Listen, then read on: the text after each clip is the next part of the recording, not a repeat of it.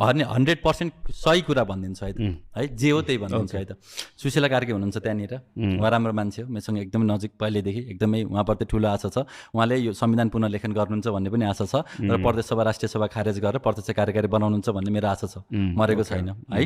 र अर्को कुरा भनेको चाहिँ के छ भन्दाखेरि चाहिँ त्यस पछाडि चाहिँ होइन मेन चाहिँ के छ भन्दाखेरि एकजना दुईजना हुनुहुन्छ। मैले आज नभन्नु भन्थेँ, मलाई हिजोदेखि फोन गरेँ, त्यही पनि भनिदिन्छु, बालेन र भिक्टर दुईजना, रुटिन अफ नेपाल बन्दको यिनीहरूको र केपी भाइ, यिनीहरू भनेको चाहिँ मेन भनेको पहिलेदेखि इतिहास हेर्नु, यिनीहरू सबै युएस एम्बेसी काउन्सिलदेखि लिएर बारबारा फाउन्डेसनदेखि सबैसँग यिनीहरू एट्याच छन्।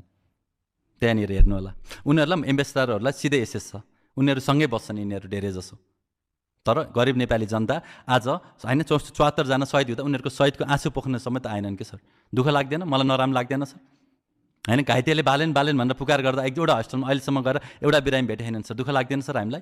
यिनीहरूको खेल भनेको चाहिँ कसलाई मन्त्री बनाउने, आफू कसरी पावरमा आउने, आफू कसरी हिरो हुने। अब 100 वटा यति पेज छन् सर, अब कुमार दाई पनि थाहा भइहाल्यो, ट्रल नेपालदेखि लिएर यो ट्रल पोखरादेखि लिएर पेजहरू सबै छन्।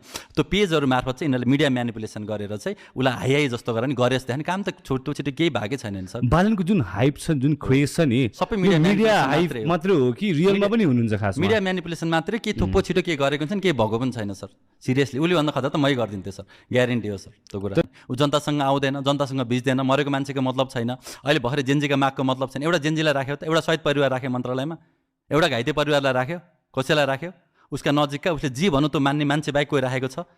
जी भन्नु त्यो मान्ने, जी भन्नु त्यो गर्ने बाहेक, त्यो पनि उसले मात्र होइन, embassy, American embassy, Indian embassy र बालेन तीनटाले मिलेर यो सरकार बनाएको सर। क्लियर कुरा। त्यसो मन्त्री बन्नको लागि हर्क साङपाङ सरले भनेको ठिक हो, मन्त्रालय के अरे एम्बेसीतिर धाउनु पर्ने? धाउनै पर्छ नि, मलाई भने। कुन कुन एम्बेसी धाउनु पर्ने? इन्डियन र अमेरिकन दुईटा धाउनु पर्छ, क्लियर कुरा। अनि मात्र मन्त्री हुन पाइयो। हर्क साङपाङलाई अफर थियो तर कुलमान दाई, महावीर दाई र यिनीहरूलाई चाहिँ होइन, फेरि यिनीहरू चाहिँ नदाइकन हर्क दाईले चाहिँ जनताको चाहनाले भनेको। हर्क सरलाई चाहिँ मन्त्रालय धायो भने चाहिँ के अरे एम्बेसी धायो भने चाहिँ पाउँथ्यो उसले, उहाँले पाउनुहुन्थ्यो तर उहाँ जानु भएन। म नि पाउँथेँ, घरको दाइले पनि पाउँथेँ, एम्बेसी धाएको भए। हामीले चाहिँ धाउन चाहेनौँ सर, त्यति नै हो सर। तपाईँलाई पनि अफर थियो? थियो।